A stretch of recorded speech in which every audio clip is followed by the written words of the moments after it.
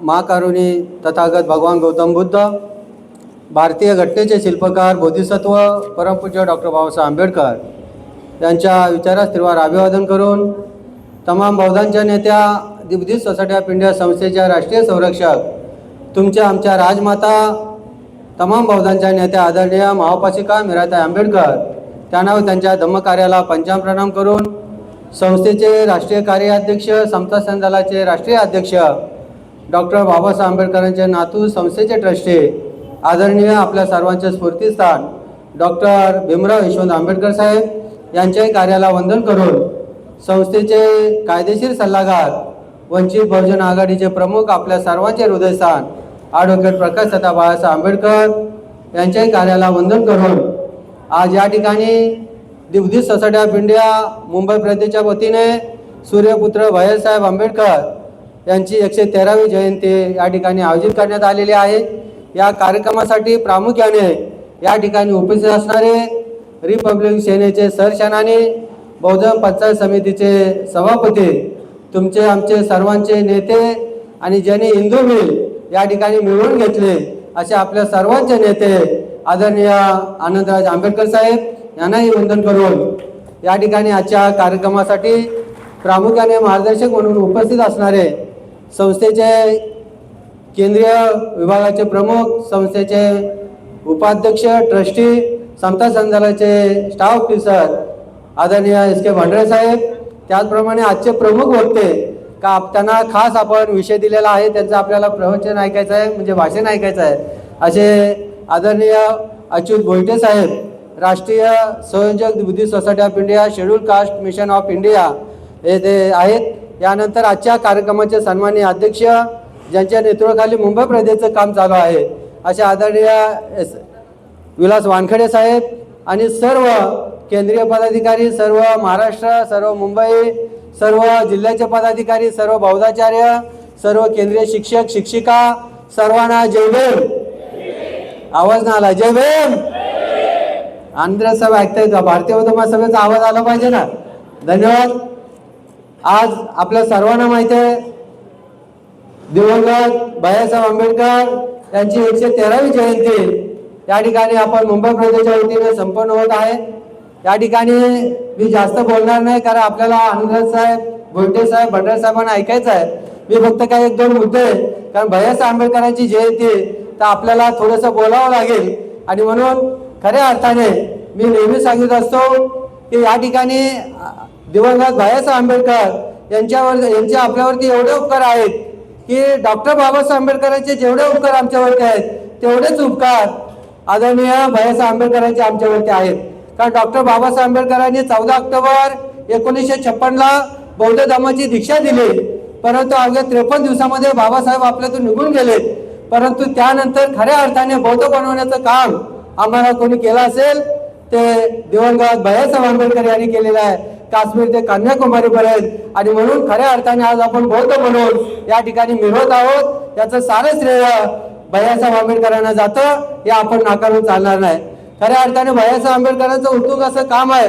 1956ला the Buddhist society of इंडियाचे राष्ट्रीय अध्यक्ष झाल्यानंतर 1956 ते 1977 तब्बल 21 वर्ष बाबासाहेब आंबेडकरांनी या धम्मसंस्थेचं काम केलेलं आहे। हे काम करीत असताना रिपब्लिकन पार्टी ऑफ इंडिया मुंबईचे देखील अध्यक्ष होते। या दुहेरी भूमिकेतून बाबासाहेबांनी काम केलेलं आहे। बाबासाहेबांनी सुरुवातीला एक मी छोटासा आपल्याला किस्सा सांगतो राजगृहाचा। राजगृहाचं आपल्याला बघायला मिळतंय ते खऱ्या अर्थाने बाबासाहेबांच्यामुळे, आणि तेच राजगृह दुसरं कोणाकडे असतं तर आज आपल्याला राजगृह बघायला मिळालं नसतं। ज्यावेळेला बाबासाहेबांचं महापरिनिर्वाण झाल्यानंतर या राजगृहात राहायला कोणी जायचं, म्हणून बाबासाहेब आंबेडकरांच्या दुसऱ्या पत्नी माई आंबेडकर आणि बाबासाहेब आंबेडकर यांच्यामध्ये वाद झाला। बाबासाहेब आंबेडकर सांगितलं आपण दोघेही राहूया त्या राजगृहामध्ये, परंतु माईसाहेब आंबेडकर राहायला तयार नव्हत्या। त्यांनी सांगितलं नाही, तू त्या खालच्या घरामध्ये राहा, मी या घरामध्ये राहणार। शेवटी वाद कोर्टात जातो आणि कोर्टामध्ये गेल्यानंतर कोर्ट 3,80,000 रुपये त्या ठिकाणी कोर्ट त्या राजगृहाची किंमत करते आणि बाबासाहेबांना सांगितलं जातं 1,60,000 रुपये तुम्ही माई आंबेडकरांना द्या, तेव्हा तुम्ही त्या राजगृहामध्ये राहायला जाल।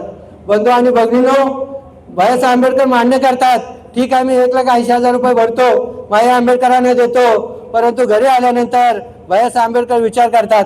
कारण बाबासाहेब आंबेडकर या देशाचे खऱ्या अर्थाने शिल्पकार. या भारत देशाची घटना बाबासाहेब आंबेडकरांनी लिहिली. बॅरिस्टर बाबासाहेबांनी जर ठरवलं असतं तर टाटा, बिर्ला, धीरू अंबानी देखील आज राजगृहामध्ये पाणी भरायला राहिले असते.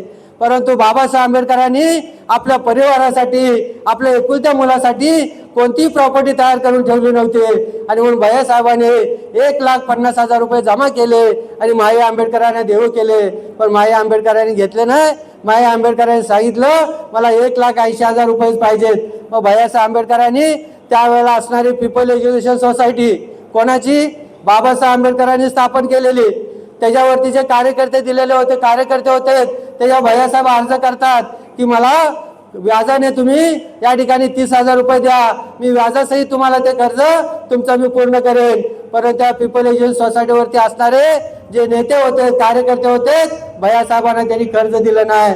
बघा किती शोकांतिक आहे. आणि म्हणून भैयासाहेबांनी नंतर नाव सोडला आणि इकडून तिकडून पैसे करून माया आंबेडकरांना 1,80,000 दिले. तेव्हा आज ते आम्हाला राजगृह बघायला मिळतंय. हे भैयासाहेबांचे आपल्यावरती उपकार आहेत, हे लक्षात ठेवा.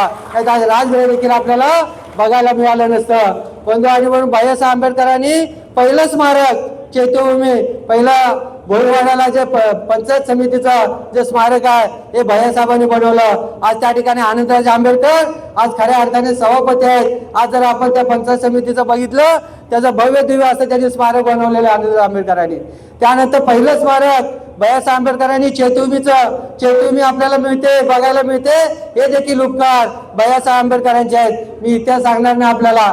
बंधू आणि पहिलं स्मारक आज भैयासाहेब आंबेडकर आपल्या बापाचं स्मारक हे भैयासाहेबांनी बनवलं. विचार करा, कोण नेता आला नाही. त्यानंतर दुसरं स्मारक हे देखील हिंदू मिलचं आपण बघतोय. किती एकरची जागा आहे? 12 एकर. हिंदू मिल मध्ये जो तो नेता यायचा आणि सांगायचा स्मारक झालं पाहिजे. आनंदराज आंबेडकरांनी बघितलं आणि त्या ठिकाणी त्या खऱ्या अर्थाने कोणाला तिथे मोर्चा काढला नाही, काय नाही, डायरेक्ट आंदोलन केलं. त्या हिंदू मिल मध्ये घुसले आणि त्या ठिकाणी हिंदू मिलचं स्मारक बनवण्याचं काम आता चालू आहे. याचं देखील श्रेय बाबासाहेब आंबेडकरांचे नातू आदरणीय आनंदराज आंबेडकर, दुसरा कोणताही नेता आला नाही. हे नेते फक्त पोट भरण्यासाठी आहेत. म्हणून बाबासाहेब आंबेडकरांचं घराणं हे आपल्यासाठी अतिशय महत्वाचं आहे. जाता फक्त एकच छोटासा आपल्याला सांगेल. 1977ला भैयासाहेब आंबेडकर ज्यावेळेला या ठिकाणी पंतप्रधान त्यावेळेचे होते मोरारजीभाई देसाई, हे मुंबईमध्ये आले होते. त्यांना भेटले की आम्ही बौद्ध झालेलो आहोत, आम्हाला बौद्धांच्या सवलती मिळाल्या पाहिजे. तेव्हा मोरारजी देसाईने सांगितलं तुम्ही दिल्लीमध्ये या. त्यावेळेला दिल्लीमध्ये भैयासाहेब आंबेडकर, बॅरिस्टर खोब्रागडे आणि त्यांचे सर्व सोबत कार्यकर्ते दिल्लीला भेटायला गेले. त्यावेळेला मोरारजी देसाईने सांगितलं की तुम्ही बौद्धांना सवलती मागताय, तुम्हाला सवलती पाहिजेत, तुम्हाला बौद्ध व्हायला कोणी सांगितलं? त्यावेळेला भैयासाहेब आंबेडकरांनी पंतप्रधानाला उत्तर दिलं. साधी गोष्ट नाही. पंतप्रधानाला सांगितलं आम्हाला बौद्ध व्हायला आमच्या बापाने सांगितलंय, तुझ्या बापाने नाही. कशा सवलती घ्यायच्या त्या आम्ही बघतो. आणि भैयासाहेब आंबेडकर दिल्लीवरून थेट मुंबईमध्ये आलेत आणि या ठिकाणी आपलं ऑफिस जे जुनं आहे त्या ठिकाणी आलेत.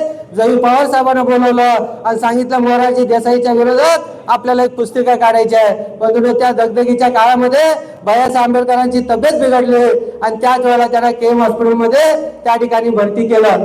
त्यावेळेला आपले बाळासाहेब असतील, भिवरासाहेब असतील, रामाताई असतील, आनंदराज असतील, कॉलेजमध्ये, शाळेमध्ये आणि कोणताही नेता त्या ठिकाणी आला नाही की बाबा ज्या बाबासाहेब आंबेडकरांनी त्यावेळेला संस्था निर्माण केल्या, पीपल एज्युकेशन सोसायटी असू दे, मिलिंद कॉलेज असू दे, डॉक्टर बाबासाहेब आंबेडकर, म्हणजे जेवढे जे केलं, ज्या नेत्यांना दिलं त्या नेत्यांनी आपलंसं करून टाकलं. कोणताही नेता आला नाही की बाबा भैयासाहेब हजर आहेत, आपण काहीतरी मदत करूया. आणि म्हणून मी नेहमी सांगित असतो की आजही आपल्याला आंदोलन करावं लागतंय. पीपल एज्युकेशन सोसायटी असेल, सिद्धार्थ कॉलेज असेल, बाबासाहेबांचे नातू या ठिकाणी आंदोलन करतात त्या ठिकाणी जाण्यासाठी. म्हणून मी नेहमी सांगतो जर भैयासाहेबांनी त्यावेळेला जर का दाखवलं असतं की प्रॉपर्टी बाबासाहेबांची म्हणजे माझी आहे असे जर भैयासाहेबांनी त्यावेळेला केलं असतं आणि या सगळ्या नेत्यांना आखणून लावलं असतं तर आज वेळ आले भैयासाहेब मोठे होते, दिलाने मोठे, सगळ्यांनीच मोठे होते. भैयासाहेबांनी तिकडे दाखवलं नाही. ठीक आहे, बाबासाहेबांनी तुम्हाला चालवायला दिलं, ठीक आहे, परंतु खऱ्या अर्थाने पुढाऱ्याने त्या कळायला पाहिजे होतं. पुढाऱ्यांनी कोणत्याही पद्धतीचं त्या पद्धतीची मदत त्यावेळेला केली नाही. आणि शेवटी आपल्या सर्वांना माहिती आहे भैयासाहेब आंबेडकरांचं उत्तुंग असं व्यक्तिमत्व आहे. भैयासाहेब आंबेडकरांना खऱ्या अर्थाने 1 तास 2 तास 3 तासामध्ये भैयासाहेब आंबेडकर सांगून संपत नाहीत. एवढं मोठं भैयासाहेबांचं काम आहे. भैयासाहेब आंबेडकर ज्या ज्या वेळेला इलेक्शन आलं त्या त्यावेळेला सगळ्या नेते मंडळींना 3 वेळेला एकत्र काम केले. त्यांना एकत्र आणण्याचं काम केलं. सगळ्या नेत्यांना स्टेजवरती आणायचे, एक मोठा हार घालायचे आणि हार घातल्यानंतर सर्वांना एकत्र करायचे. आता आपण एक झालो, परत इलेक्शन आलं की परत हे नेते मंडळी फुटायचे. असं 3 वेळा. परंतु भैयासाहेब आंबेडकरांनी आपला स्वतःचा कोणताही गट त्यावेळेला तयार केला नाही. कारण बाबासाहेबांचा संकल्प रिपब्लिकन पक्ष हाच पुढे गेला पाहिजे. आणि खऱ्या अर्थाने भैयासाहेब शेवटपर्यंत त्या ठिकाणी राहिलेले. बाबासाहेब एका ठिकाणी म्हणले होते की माझा मुलगा हा सोन्यासारखा आहे, तो कोणासमोर हात पसरणार नाही. आणि शेवटपर्यंत भैयासाहेब आंबेडकर हे स्वाभिमानाने जगलेले आहेत. आणि खऱ्या अर्थाने आज आपण बौद्धाचार्य म्हणून आहोत ते सर्व खऱ्या अर्थाने भैयासाहेब आंबेडकरांचं श्रेय आहे. भैयासाहेब आंबेडकर स्वतःच रामदास झाले आणि खऱ्या सर्वांना धम्माचा प्रसार आणि प्रचार करण्याचं काम केलं. म्हणून भैयासाहेब आंबेडकरांची जयंती मी नेहमी सांगतो 12 डिसेंबर 1912. काय जन्मतारीख आहे? 12 जणू काय विरोधकांचे 12 वाजवण्यासाठी या भैयासाहेबांचा जन्म झाला की काय असं म्हणलं तर वावलं ठरणार नाही. आणि म्हणून खऱ्या अर्थाने या भैयासाहेब आंबेडकरांच्या जयंती जशी बाबासाहेब आंबेडकर यांची आपण जयंती साजरी करतो त्याच पद्धतीने भैयासाहेब आंबेडकरांची देखील जयंती प्रत्येक तालुक्यात, प्रत्येक खेड्यात, प्रत्येक जिल्ह्यात, प्रत्येक राज्यात भल्या प्रमाणात झाली पाहिजे. एवढंच आपल्याला आजचा प्रसंगी सांगेल. आणि भैयासाहेब आंबेडकरांच्या जयंतीनिमित्त आपल्या सर्वांना खूप खूप अशा शुभेच्छा देतो. आपल्या प्रती, आपल्या कुटुंबाच्या प्रती मंगल कामना व्यक्त करून इथेच थांबतो. जय भीम, जय बुद्ध, जय संविधान.